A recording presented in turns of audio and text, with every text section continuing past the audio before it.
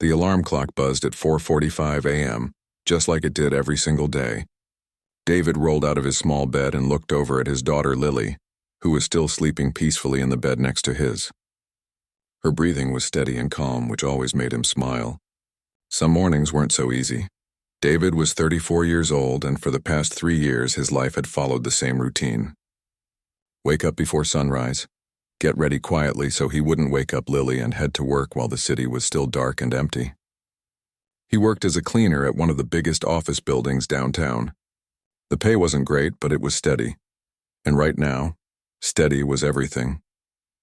He moved around their tiny apartment as quietly as a mouse. 1 bedroom, 1 bathroom, and a small kitchen that barely fit a table for 2. The rent took up most of his paycheck, but it was clean and safe. That's what mattered most. Lily needed a safe place to call home. Before leaving, David always checked on his daughter one more time. She looked so small in that bed, so peaceful. Lily was 8 years old, but she'd been through more doctor visits and hospital stays than most adults. She had a heart condition that made her tired easily and required expensive medicine and regular checkups. The doctor said she would need surgery someday, but that would cost more money than David could even imagine. David grabbed his work uniform from the chair by the door. Navy blue pants and a matching shirt with building services written on the pocket. He'd worn the same type of uniform for 3 years now, washing it every few days to keep it looking decent. His work boots were getting worn down at the heels, but they still had some life left in them. The walk to the bus stop took about 10 minutes. At 5:15 in the morning, the streets were empty except for a few other early workers heading to their jobs. David liked this quiet time. It gave him a chance to think, to plan his day, and sometimes to remember what his life used to be like. 5 years ago, things were completely different. David had been a music student at the local college, studying piano and composition. He loved everything about music, the way notes could tell a story, the way a simple melody could make people feel happy or sad or hopeful. His teacher said he had real talent, that he could maybe teach music or even perform professionally someday. But life has a way of changing your plans when you least expect it. Lily was born with her heart condition, and suddenly David had much bigger things to worry about than scales and sonatas. Her mother, Jessica, tried her best for the first 2 years, but the stress of constant doctor visits and sleepless nights became too much for her. One morning, David woke up to find a note on the kitchen table saying she needed time to figure things out. That was 3 years ago, and he hadn't heard from her since. The bus arrived right on time, just like always. David climbed aboard and took his usual seat near the back. The bus driver, Mr. Chen, always nodded and smiled at him. They'd never really talked, but there was something comforting about seeing the same friendly face every morning.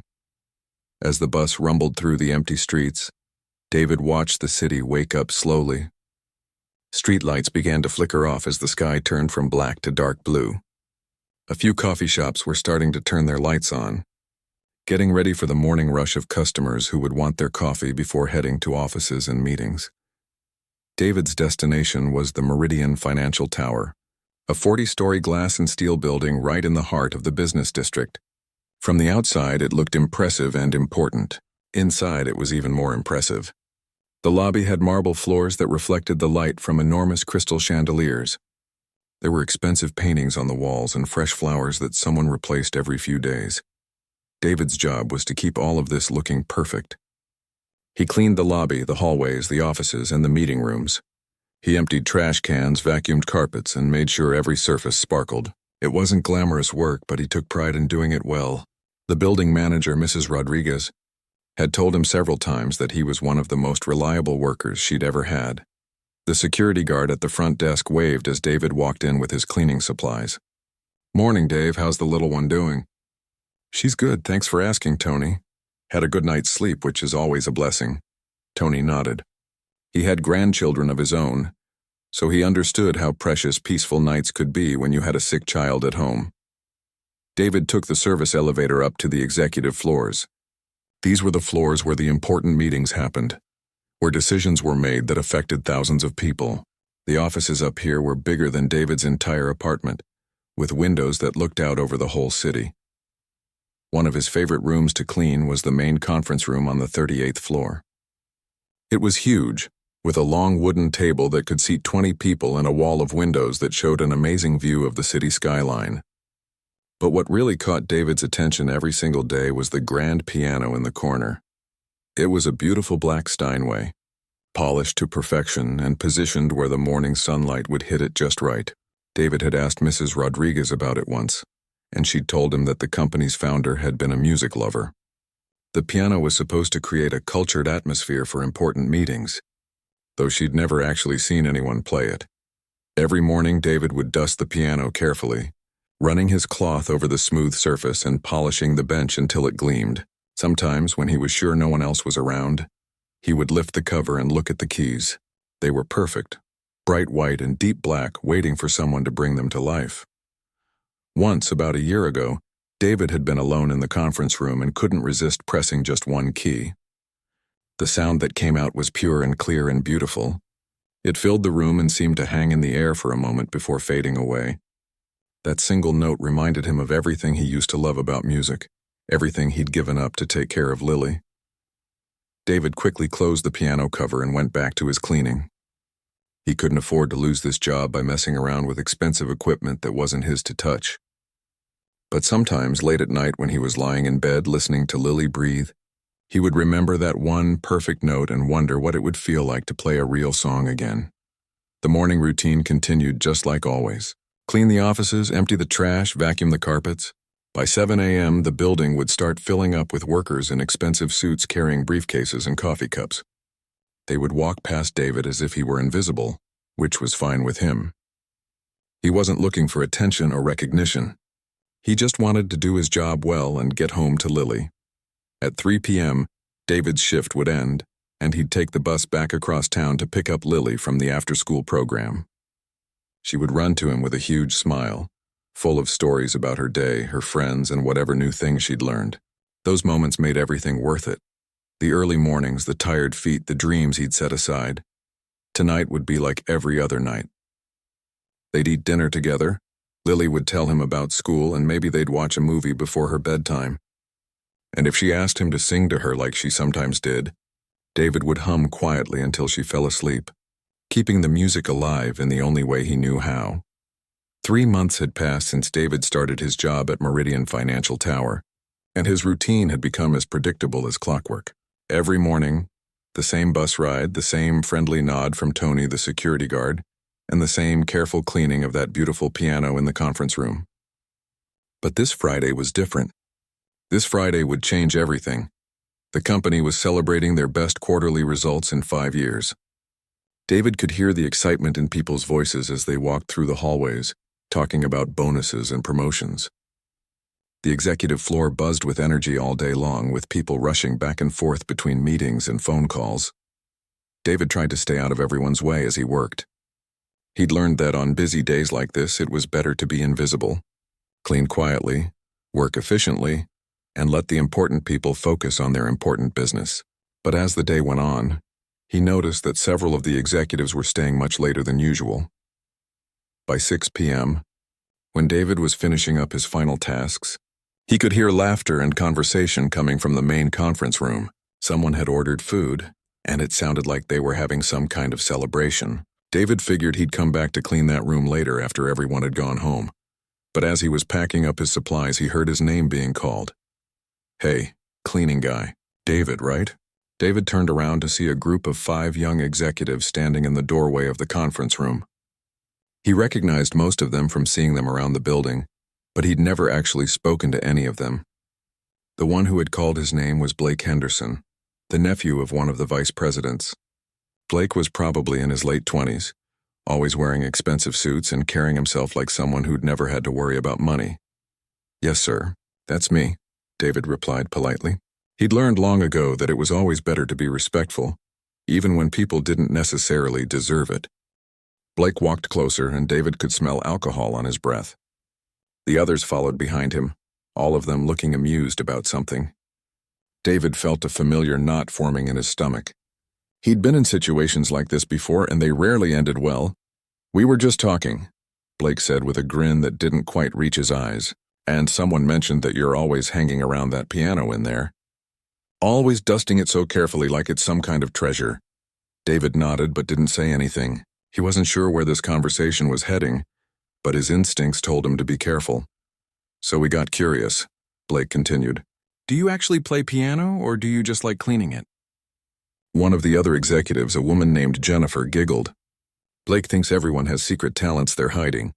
Like maybe you're some kind of musical genius underneath that cleaning uniform. David felt his cheeks getting warm. I used to play a little bit, but that was a long time ago. A little bit? Blake's eyes lit up with mischief. Come on, don't be modest. We're all friends here, right, guys? The group nodded and murmured agreement, but David could tell this wasn't really about friendship. There was something mean-spirited in their smiles, something that reminded him of playground bullies from elementary school. I really should get back to work, David said, trying to edge toward the elevator. I still have a few more floors to finish before I go home. Oh, come on, Blake said, moving to block his path. The night is young and we're all in such a good mood. Why don't you come in and show us what you can do on that piano? Just one song. What's the harm in that? David looked at their faces and realized this wasn't really a request. Blake pulled out his phone and held it up. I'll even record it for you. Think of it as your moment to shine. The other executives were all pulling out their phones too, forming a semicircle around David like he was some kind of performing animal. David's heart started beating faster. He knew exactly what this was about. They wanted to humiliate him, to record him making a fool of himself so they could laugh about it later. I really don't think that's a good idea, David said quietly. I haven't played in years. I'm sure I've forgotten most of what I used to know. That's what makes it even more fun, Blake said, his voice getting louder. Come on, everyone loves a good underdog story. Maybe you'll surprise us all. Jennifer nodded enthusiastically. Yeah, like one of those talent shows on TV. You never know what someone can do until you give them a chance. But David could see right through their fake encouragement. This wasn't about giving him a chance. This was about entertainment at his expense. They wanted to watch him fail, to record his embarrassment, probably to share with their friends later. Please, David said, his voice barely above a whisper. I really need to get back to work. My daughter is waiting for me at home. Your daughter? Blake's expression changed slightly, like he just remembered that David was a real person with a real life outside of this building. But the moment passed quickly and the cruel smile returned. Well, then she'll be really proud when she sees the video of her dad playing piano at the big fancy office building. The other executives laughed, and David felt something inside him crack. He thought about Lily, probably sitting at their small kitchen table doing her homework, checking the clock every few minutes and wondering when Daddy would come home. He thought about her medical bills, about the job he couldn't afford to lose, about the dreams he'd given up to keep food on their table. But he also thought about something else. He remembered being 7 years old, sitting next to his grandmother at her old upright piano. She'd taught him his first song, Twinkle, Twinkle, Little Star, and when he'd played it all the way through without making a mistake, she'd clapped her hands and told him he had magic in his fingers. Music isn't about being perfect, she'd said. Music is about telling the truth with your heart. David looked at Blake and his friends, all of them holding their phones, waiting for their show. He thought about walking away, about keeping his head down and staying invisible like he'd been doing for 3 years. It would be the smart thing to do, the safe thing, but somewhere deep inside a small voice was whispering. Maybe it was his grandmother's voice. Maybe it was his own voice from years ago, back when he still believed in dreams. The voice was saying that some things were more important than being safe. Some things were worth the risk. One song, David said finally. Just one song and then I really do need to get home. Blake's grin got even wider. Excellent. This is going to be great. They all followed David into the conference room, their phones already recording as he walked slowly toward the piano. His hands were shaking as he approached the bench, and his mouth felt dry as sand. David sat down and lifted the cover, revealing the pristine black and white keys that he'd looked at every single day for 3 years. The executives gathered around behind him, their phones pointed at him like weapons. Take your time, Blake said mockingly. We've got all night. David placed his hands on the keys and closed his eyes. For a moment, he tried to block out everything else. The phones, the laughter, the fear in his chest. He tried to remember what it felt like to play music because he loved it. Not because he was being forced to perform for people who wanted to see him fail. He thought about Lily, and about his grandmother, and about the dreams he'd carried for so long that they'd become part of who he was, even when he thought he'd forgotten them completely. And then, very slowly, David began to play. David's fingers touched the keys, and for a moment nothing happened. The room was completely silent except for the quiet hum of the air conditioning and the distant sound of traffic from the street below. Blake and his friend stood behind him with their phones waiting for the show to begin. David could almost feel their smirks, their anticipation of watching him embarrass himself. But then something extraordinary happened. As David's fingers found their positions on the keys, it was like coming home after being lost for years. His hands remembered exactly where to go, exactly how much pressure to use, exactly how to shape each note. It was as if the piano had been waiting for him all this time. He started with something simple, a gentle melody that his grandmother had taught him when he was 8 years old. But as the notes filled the room, something magical began to happen. The simple melody grew and expanded, becoming richer and more complex. David's left hand found a bass line that supported the melody, while his right hand began to add decorations and variations that he hadn't planned. The music flowed out of him like water from a broken dam. All the emotions he'd been holding inside for 3 years. The worry about Lily, the loneliness of being a single parent, the grief of losing his dreams, the exhaustion of working so hard just to survive, all of it poured into the music. Behind him, Blake lowered his phone slightly. The cruel smile on his face was beginning to fade, replaced by something that looked almost like confusion. This wasn't what he had expected. This wasn't the embarrassing amateur performance he'd been hoping to record. This was something else entirely. David transitioned seamlessly from his grandmother's simple song into something more complex. His fingers moved across the keys with a confidence and grace that seemed impossible for someone who claimed he hadn't played in years. The melody soared and dipped, whispered and sang, told stories without words. Jennifer, who had been giggling just moments before, found herself holding her breath. The music was unlike anything she'd ever heard in person. It wasn't just technically impressive, though it clearly was. It was deeply, powerfully emotional. She could hear pain in the minor chords, hope in the way the melody climbed toward the higher notes, love in the gentle way certain phrases were shaped. David's eyes were closed now, and he was completely lost in the music. He played passages from classical pieces he'd learned in college, weaving them together with blues progressions he'd picked up from late-night radio shows, adding touches of gospel from the church his grandmother had taken him to as a child.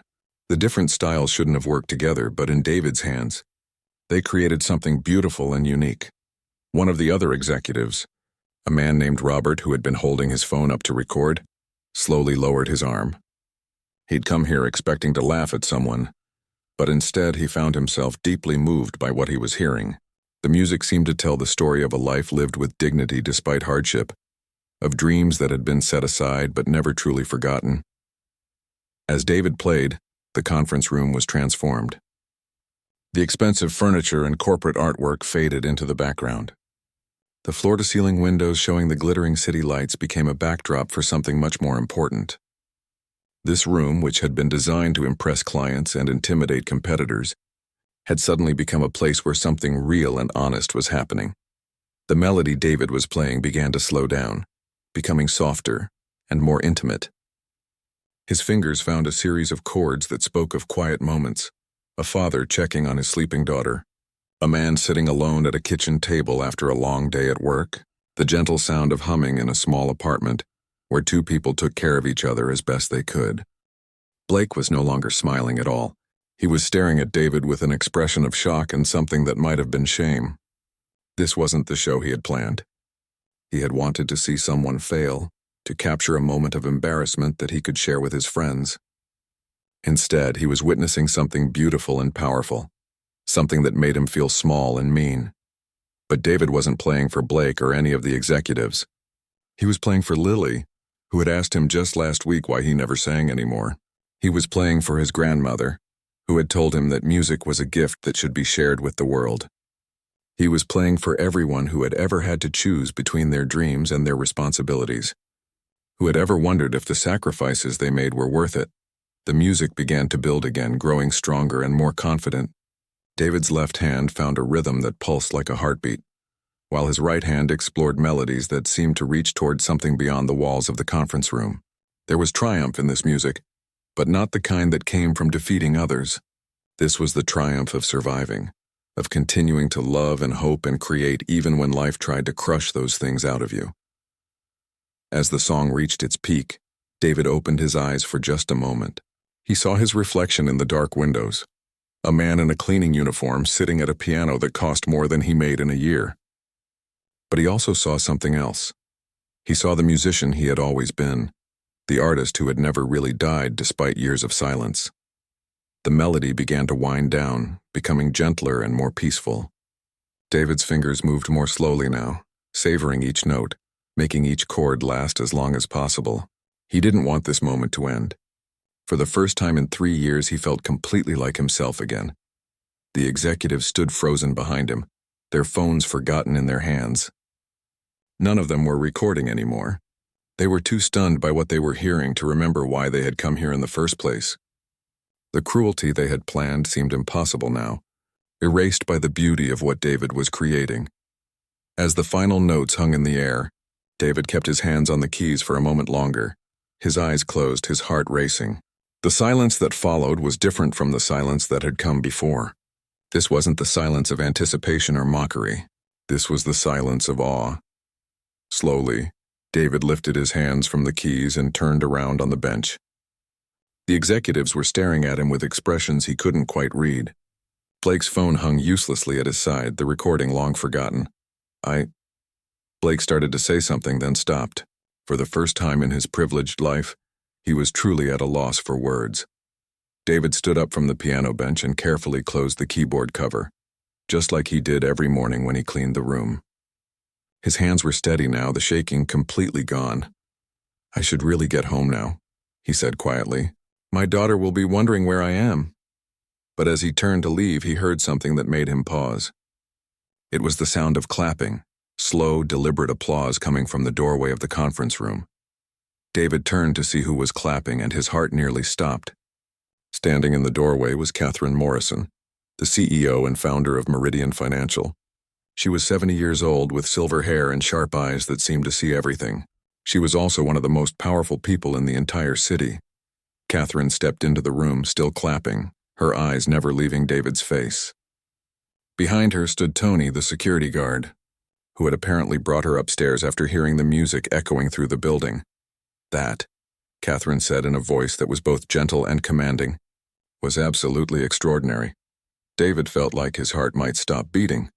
Catherine Morrison, the woman who built this entire company from nothing, was standing right in front of him. He'd seen her picture in the lobby and in business magazines, but she always seemed more like a legend than a real person. Now she was here looking directly at him with those sharp, intelligent eyes. "Ma'am," David managed to say, his voice barely above a whisper, "I'm sorry if I disturbed anyone. I was just finishing up my work," and Catherine held up her hand to stop him. "You didn't disturb anyone, young man. Quite the opposite." She looked around the room at Blake and the other executives who were still standing there looking completely shocked. "I was in my office reviewing some reports when I heard the most beautiful music drifting through the building. I had to come see who was playing." Tony, the security guard, stepped forward. "I told Mrs. Morrison it was coming from the conference room. I've been hearing you play bits and pieces for months during your morning cleaning, David. I never said anything because I figured you didn't want anyone to know. But tonight was something special."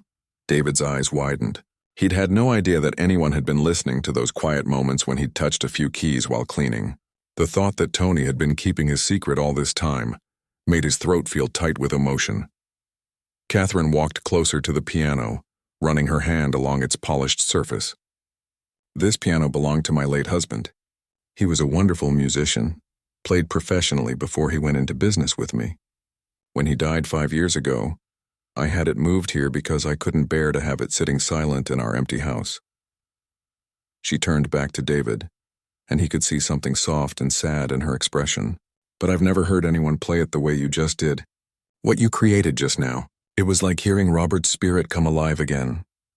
Blake cleared his throat nervously. "Mrs. Morrison, we were having a little celebration after the quarterly results came in, and we thought—" Catherine's gaze shifted to Blake, and her expression became much cooler. I see, and what exactly did you think, Mr. Henderson? Blake's face turned red. He looked at his phone, still in his hand, then at David, then back at Catherine. We wanted to hear him play. We heard he might have some musical background. Is that so? Catherine's voice had an edge to it now. And did you think to ask Mr. She looked at David. I'm sorry, what's your full name? David Chen, ma'am. Did you think to ask Mr. Chen if he wanted to perform for you? Did you consider that perhaps a man who works hard all day to support his family might prefer to go home to his daughter rather than provide entertainment for a group of executives who had been drinking? The room became very quiet. Blake's friends were all looking at the floor now, clearly wishing they could disappear. David felt a mix of gratitude and embarrassment. He appreciated Catherine standing up for him, but he also didn't want to cause any trouble that might cost him his job. Mrs. Morrison, David said carefully. They weren't trying to be mean. They were just curious and I chose to play. No one forced me to do anything. Catherine looked at him with respect. That's very gracious of you, Mr. Chen. But I've been in business long enough to recognize the difference between genuine curiosity and cruel entertainment. She turned back to the executives. I think you all have somewhere else to be right now. Blake and his friends mumbled their goodbyes and quickly left the room, their phones and their planned humiliation forgotten. Tony also excused himself, giving David an encouraging nod as he headed back to his security desk. Now it was just David and Catherine in the conference room, with the piano sitting between them like a bridge connecting two very different worlds. Please, sit down, Catherine said, gesturing to one of the conference room chairs. I'd like to talk with you if you have a few minutes. David sat down nervously, his hands folded in his lap. Catherine took the chair across from him, and for a moment she just studied his face. Tell me about your daughter, she said finally. David's expression immediately softened. Her name is Lily. She's 8 years old, and she's the most amazing kid you could ever meet. She's smart and funny and brave, even though she's been through so much. Tony mentioned that she's been ill. David nodded, feeling that familiar weight in his chest. She has a heart condition. She was born with it. The doctors say she'll need surgery eventually, but right now we're managing it with medicine and regular checkups. It's expensive, but we're making it work. And her mother? She left when Lily was 2. Said she couldn't handle the stress. David's voice was matter-of-fact without bitterness. I don't blame her. It's not easy. Catherine was quiet for a moment, her hands folded on the conference table. What about your music? Tony tells me you were studying at the conservatory before Lily was born. Yes, ma'am. I was in my 3rd year, studying piano performance and composition. I had plans to teach, maybe perform some, but when Lily got sick and her mother left, he shrugged. Life had other plans. Do you ever regret it? Giving up your dreams? David thought about the question carefully. I wouldn't trade Lily for anything in the world. She's taught me more about love and courage than any music degree ever could have. But do I miss it? Playing, creating, being part of that world? He looked over at the piano. Every single day. Catherine leaned forward slightly. What you played tonight, some of it was classical, but there were other influences. Jazz, gospel, blues. Where did you learn all of that? Everywhere, David said with a small smile. My grandmother taught me hymns when I was little. I picked up jazz from records my dad played, blues from late-night radio shows when I couldn't sleep, classical from my professors. When you love music, you absorb it from everywhere it touches your life. And the composition? That improvisation at the end was entirely your own, wasn't it? David nodded. I don't really think about it when I'm playing. The music just comes out. It's like having a conversation. Except instead of words, you're using notes and chords and rhythms. Catherine stood up and walked over to the windows, looking out at the city lights. Mr. Chen, can I tell you something about this company? About why I started it? Of course, ma'am. 40 years ago, I was a single mother working 3 jobs to support my daughter. One of those jobs was cleaning offices just like you do now. I knew what it felt like to be invisible, to have people look through you like you didn't exist. I built this company partly to prove that people like us, people who start at the bottom, could create something meaningful. She turned back to face him. But somewhere along the way, I think I lost sight of that original mission. Tonight, watching those young executives treat you like entertainment, seeing how they assumed you had nothing valuable to offer. It reminded me of why I started this company in the first place. David wasn't sure what to say, so he just listened. Catherine walked back to her chair and sat down. I want to make you an offer, Mr. Chen. But first I want to ask you a question. If money weren't an issue, if Lily's medical care was completely taken care of, if you didn't have to worry about rent or groceries or any of the practical things, what would you want to do with your life? David felt his heart start racing. This felt like a dream. The kind of conversation that happened in movies but not in real life. I would want to teach music to kids who might not otherwise have the chance to learn. Kids like Lily, kids from families that struggle. Music saved me in so many ways when I was growing up. I'd want to give that gift to others. Catherine smiled for the first time since she'd entered the room. Then let's talk about making that happen. David stared at Catherine, wondering if he had heard her correctly. The words, "let's talk about making that happen," seemed to hang in the air like a promise that was too good to be true. He'd learned not to get his hopes up too high, but something in Catherine's eyes told him this wasn't just polite conversation. "What do you mean?" he asked carefully. Catherine leaned back in her chair, her expression thoughtful. "I mean that I believe everyone deserves a chance to use their gifts. Tonight you showed me something extraordinary. Not just your musical talent, though that was remarkable. You showed me grace under pressure, dignity in the face of cruelty, and a heart full of love for your daughter. Those are exactly the qualities I want representing my company." David felt dizzy. "I'm not sure I understand." "Let me be more specific," Catherine said. "First, I want to set up a medical trust fund for Lily. All of her medical expenses, including that surgery she'll need someday, will be completely covered. You'll never have to worry about choosing between her health and paying rent again." David's eyes filled with tears. For 3 years, the weight of Lily's medical bills had been like a heavy stone in his chest, something that made it hard to breathe sometimes. The idea of that burden being lifted seemed impossible. "But that's just the beginning," Catherine continued. "I want to offer you a position with the company. Not cleaning, though there's absolutely nothing wrong with that honest work. I want you to develop and run a new program we'll call Harmony Outreach. It would be our community music education initiative, bringing music lessons and instruments to kids and families who can't afford them." David wiped his eyes, trying to process what he was hearing. "You want me to teach music?" "Through the company. I want you to do more than teach," Catherine said. "I want you to build something. We'll start small, maybe partner with local schools and community centers. But I envision music therapy programs for children in hospitals, instrument donation drives, scholarships for talented kids who need financial help. You'd have a real budget, a real office, and the freedom to help families like yours." David stood up and walked to the window, looking out at the city lights. Somewhere out there, Lily was probably asleep in their small apartment, maybe dreaming about the bedtime story he'd promised to tell her when he got home. She had no idea that her daddy's life, their life, was about to change completely. "Why?" David asked, still looking out the window. "Why would you do this for someone you just met?" Catherine was quiet for a moment. "Can I tell you about my daughter?" David turned back to face her, nodding. "Her name was Anna. She died in a car accident when she was 16, about 10 years ago. She was an incredible musician, played violin, piano, sang like an angel. After she died, my husband and I were so broken that we could barely function. Music reminded us too much of her, so we just stopped.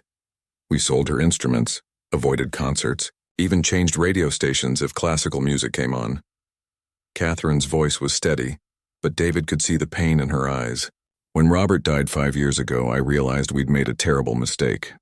Music wasn't just Anna's passion, it was her legacy. By running away from it, we were running away from the best parts of her."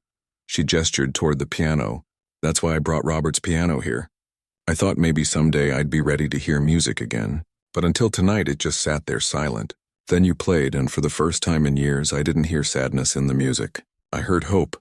David felt his throat tighten with emotion. "I'm so sorry for your loss, thank you. But here's what I realized tonight. Anna would have loved what you played.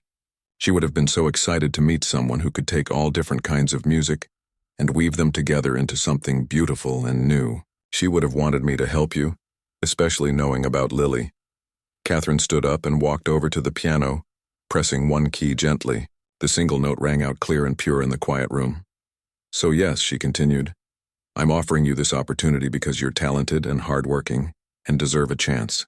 But I'm also doing it because I think Anna would approve, and because maybe, by helping you follow your dreams, I can finally make peace with the dreams we lost." David walked back to the conference table and sat down. What about the executives who were here tonight? Blake and the others? Won't they be upset about a cleaning person suddenly getting promoted? Catherine's expression hardened slightly. Mr. Henderson and his friends will be having a conversation with Human Resources on Monday morning. What they did tonight was unacceptable, and there will be consequences. As for anyone else who might have a problem with your promotion, they can take it up with me directly. And you really think I can do this? Build a whole program from scratch? David, Catherine said, using his first name for the first time. You've been building something from scratch for the past 3 years. You've built a loving home for Lily, despite impossible circumstances. You've maintained your dignity and kindness while working a job that doesn't use your talents. You've kept your musical gifts alive even when it seemed like you'd never get to use them again. If you can do all that, you can certainly run a music program. David thought about Lily, about all the nights he'd hummed her to sleep, all the times she'd asked him to sing and he'd been too tired or too sad. He thought about his grandmother's old piano lessons, about the dreams he'd carefully packed away but never quite thrown out. When would you want me to start? Catherine smiled. How about we start with Monday morning? You can spend the weekend telling Lily that Daddy's going to be teaching music again. I have a feeling she'll be excited. David laughed, and it felt like the first real laugh he'd had in months. She's going to think I'm making it up. She's been asking me for years why I don't play piano anymore. Well, now you can show her instead of just telling her. In fact, I insist that you bring her to the office sometime soon. I'd love to meet the little girl who inspired such beautiful music tonight. They spent the next hour talking about practical details. David's salary would be 3 times what he made cleaning, plus full medical benefits for both him and Lily. He'd have his own office on the 15th floor, with a baby grand piano for lessons and meetings. Catherine even arranged for him to keep his current apartment until he had time to find something bigger and better. As they prepared to leave, Catherine handed David her business card. My personal cell phone number is on the back. If you ever need anything at all, you call me directly. David looked at the card, then at the woman who had just changed his entire life. I don't know how to thank you. You don't need to thank me, Catherine said. Just promise me you'll use this opportunity to help other families like yours. And promise me you'll keep playing music that comes from your heart. David nodded. I promise. As they walked to the elevator together, Catherine asked, What will you tell Lily about tonight? David smiled, thinking about his daughter's face when he told her the news. I'm going to tell her that sometimes, when you least expect it, the world decides to give you back your dreams. And I'm going to tell her that her daddy is going to be playing music again for real this time. And what will you play for her first? David didn't hesitate. The lullaby my grandmother taught me when I was her age. The one I've been too afraid to play because it reminded me of everything I thought I'd lost. Catherine pressed the elevator button, and as they waited, she said quietly, I have a feeling Anna would have really liked that song. When David finally got home that night, Lily was fast asleep. But for the first time in 3 years, he sat down at their small kitchen table and hummed her grandmother's lullaby, knowing that tomorrow, everything would be different.